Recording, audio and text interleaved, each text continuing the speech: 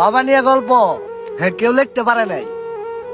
বাবা কি জানো, বাবা একটু চোখ গরম করলে তুমি পুলা মেজাজ গরম করেন যাব না।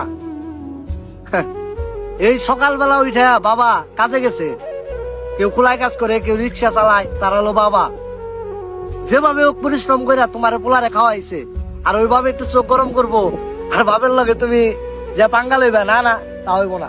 বাপ কি জানো, চৈত্রি মাসের রোদ দেখছো না, খা খা মাটি মাইরা যায়।